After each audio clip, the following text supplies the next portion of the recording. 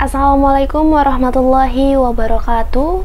Om Swastiastu, salam budaya, salam sejahtera bagi kita semua. Pertama-tama marilah kita panjatkan puji serta syukur kehadirat Tuhan Yang Maha Esa yang telah memberikan kita kesempatan juga kesehatan sehingga kita dapat melaksanakan pembelajaran jarak jauh pada hari ini di mata kuliah pengembangan dan pembinaan bahasa Indonesia pada presentasi kelompok 2 yang berjudul Sejarah Perkembangan Ejaan Bahasa Indonesia. Yang saya hormati Ibu Dosen Sri Mulyani selaku dosen pengampu dari mata kuliah pengembangan dan pembinaan bahasa Indonesia, serta yang saya hormati rekan-rekan dari X2A yang namanya tidak bisa saya sebutkan satu persatu, namun tidak mengurangi rasa hormat dan takjim saya kepada kalian semua. Sebelumnya izinkan kami dari kelompok 2 untuk memperkenalkan diri kami masing-masing. Yang pertama, saya Nur Adinda dengan NPM 202021500142. Saya Isna Ayu Muhari dengan NPM 202021500011. Saya Fiona Desramawati, NPM 202021500085. Perkenalkan, saya Gustama Adrianto, NPM 202021500144. Pengertian ejaan. Ejaan adalah aturan tulis-menulis. Secara lengkap dapat dikatakan bahwa ejaan adalah keseluruhan peraturan tentang bagaimana melambangkan bunyi-bunyi ujaran dan bagaimana hubungan antar lambang tersebut, atau pemisahan dan penggabungan dalam suatu bahasa. Secara teknis, ejaan adalah aturan tulis-menulis dalam suatu bahasa yang berhubungan dengan penulisan huruf, pemakaian huruf, penulisan kata, penulisan unsur serapan, dan pemakaian tanda baca. Sejarah perkembangan ejaan di Indonesia. Bahasa Indonesia yang awalnya berakar dari bahasa Melayu sudah memiliki aksara sejak beratus tahun yang lalu, yaitu aksara Arab Melayu.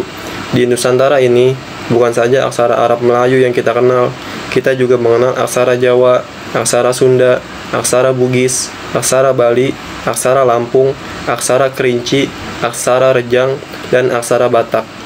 Aksara itu masing-masing memiliki nama seperti aksara Kaganga dan aksara Rencong atau Incung. Ejaan yang diresmikan atau ejaan Van Ophuijsen. Van Ophuijsen bersama dengan Engku Nawawi yang bergelar Sultan Makmur dan Muhammad Taib Sultan Ibrahim menyusun ejaan baru untuk mengganti ejaan bahasa Melayu di tahun 1896. Pedoman tata bahasa yang kemudian dikenal dengan nama ejaan Van Ophuijsen resmi diakui oleh pemerintahan kolonial pada tahun 1901. Beliau pada akhirnya diangkat menjadi Guru Besar Ilmu Bahasa dan Kesusastraan Melayu di Universitas Leiden pada tahun 1904. Lalu selanjutnya ada hal yang menonjol atau ciri-ciri dalam ejaan Van Ophuijsen.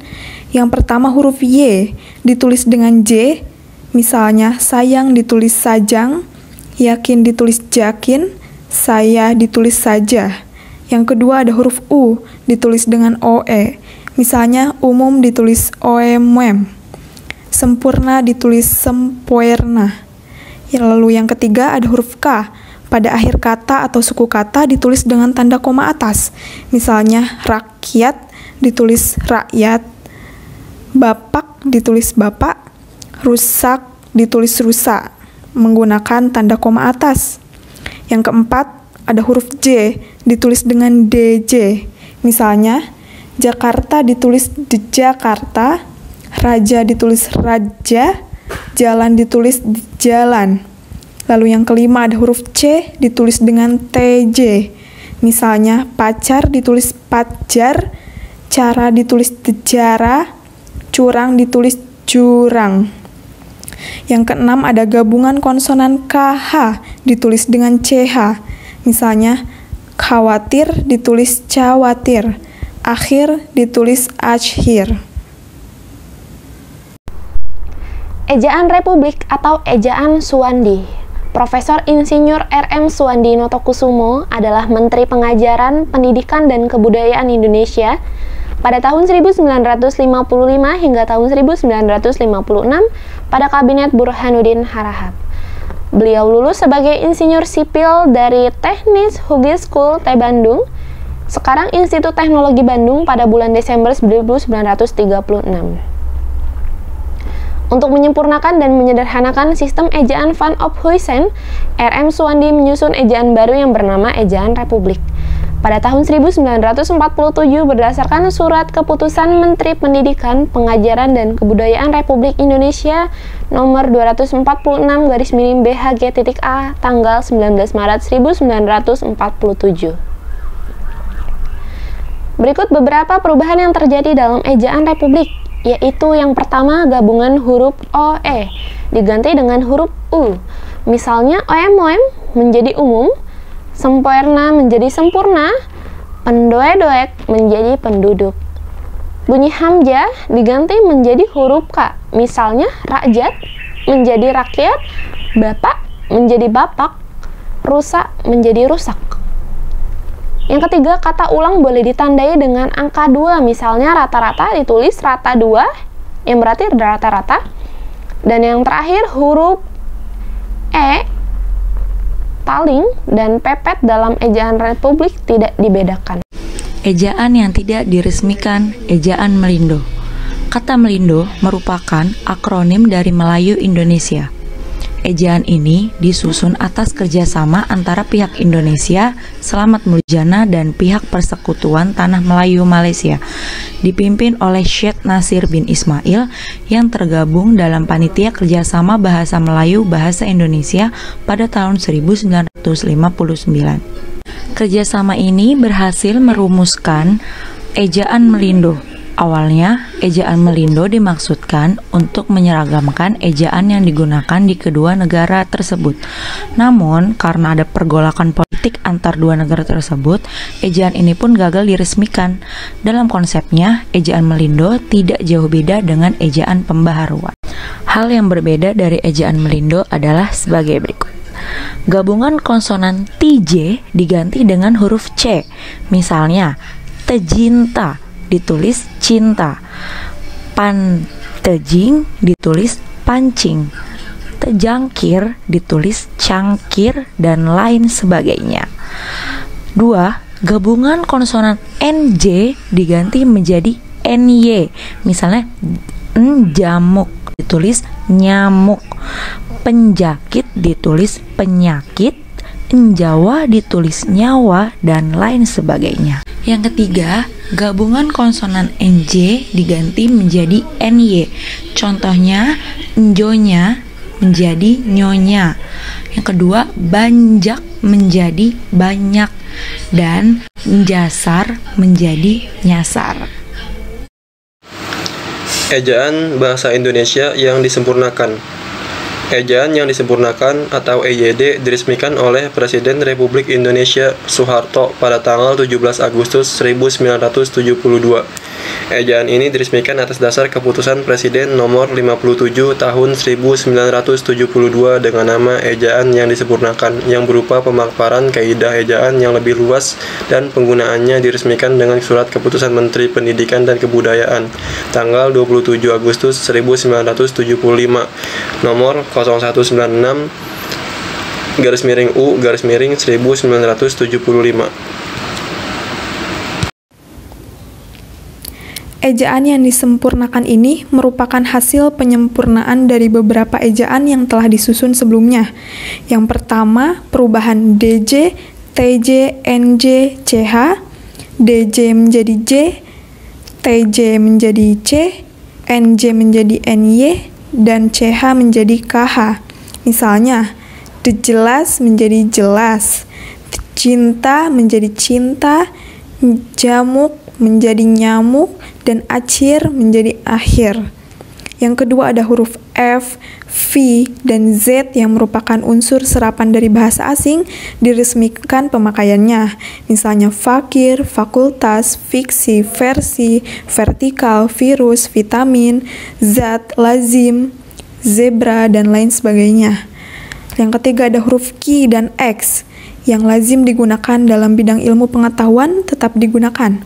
misalnya kuadran, kuartemasker, xenon, xerox, siliografi, dan lain sebagainya.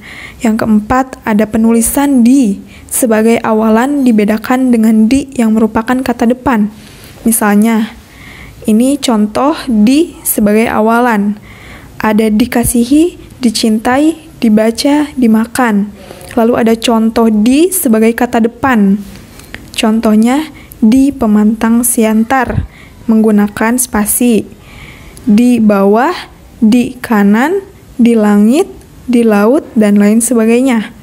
Kata ulang ditulis penuh dengan mengulang unsur-unsurnya. Angka 2 tidak digunakan sebagai bentuk perulangan, misalnya bunga-bunga, ayam-ayam, anak-anak, ibu-ibu, dan lain sebagainya. Pedoman Umum Ejaan Bahasa Indonesia atau PUEBI. Pedoman Umum Ejaan Bahasa Indonesia ditetapkan pada tanggal 26 November 2015 oleh Menteri Pendidikan dan Kebudayaan Republik Indonesia, Anies Baswedan, yang menjabat saat itu dan resmi diundangkan pada tanggal 30 November 2015 oleh Direktur Jenderal Peraturan Perundang-undangan Kementerian Hukum dan Hak Asasi Manusia Republik Indonesia. Pedoman ini merupakan edisi keempat berdasarkan Peraturan Menteri Pendidikan dan Kebudayaan Republik Indonesia Nomor 50 Tahun 2015, tanggal 26 November 2016. Perubahan ejaan ini bukan berarti mengubah secara keseluruhan isi dari EYD. Adapun perbedaan yang mendasar dari ejaan yang disempurnakan dengan ejaan bahasa Indonesia adalah sebagai berikut. 1. Penambahan huruf vokal diftong EI. Di EYD hanya ada 3 diftong, AI, AU, AO. Contohnya survei ditulis menjadi survei. Yang kedua, penulisan huruf kapital pada EYD digunakan dalam penulisan nama orang dan tidak termasuk ke dalam nama julukan. Sedangkan pada PUEB, huruf kapital digunakan sebagai huruf pertama unsur nama orang dan juga nama julukan. Contoh, Amir Hamzah, A dan H-nya besar, dan sang penakluk, A dan P-nya besar. Yang ketiga, penulisan huruf tebal tidak dipakai dalam cetakan untuk menegaskan atau mengkhususkan huruf, bagian kata, atau kelompok kata. Untuk keperluan itu digunakan huruf miring pada EYD, sedangkan pada PUEB huruf tebal dipakai untuk menegaskan bagian tulisan yang ditulis miring. Sekian presentasi dari kelompok kami. Kepada teman-teman, jika ada yang ingin ditanyakan, kami persilahkan. Ejaan adalah seperangkat aturan tentang cara menuliskan bahasa dengan menggunakan huruf, kata, dan tanda baca sebagai sarananya. Sehingga dengan beberapa ejaan yang ada sesuai dengan perkembangan ejaan di Indonesia, adapun kesimpulan yang dapat kami tarik adalah ejaan Van of Huysen merupakan ejaan yang pertama muncul. Ejaan ini dimunculkan untuk menjawab permasalahan-permasalahan pada masa itu, yaitu banyak muncul karya sastra sesuai dengan aturan yang dibuat sendiri, sehingga ketika dibaca oleh orang lain akan terjadi gap, sehingga pesan-pesan yang disampaikan penyair tidak dapat ditangkap oleh pembaca. Lalu, sesuai dengan perkembangan zaman, muncullah ejaan Republik yang digagas oleh Mr. Suwandi. Tujuannya untuk menyempurnakan ejaan Van of Huysen yang dianggap masih terlalu runyam. Selanjutnya muncul ejaan pembaharuan yang bertujuan untuk memperbaharui ejaan Republik yang digagas oleh Katopo dan Prijono. Namun, ejaan ini juga masih dianggap kurang maksimal, sehingga muncullah gerakan Persekutuan Panitia Kerjasama Bahasa Melayu Bahasa Indonesia. Ejaan ini untuk menyempurnakan ketegangan. Sekian presentasi dari kelompok kami, kurang lebihnya mohon maaf. Terima kasih atas perhatiannya. Wassalamualaikum warahmatullahi wabarakatuh.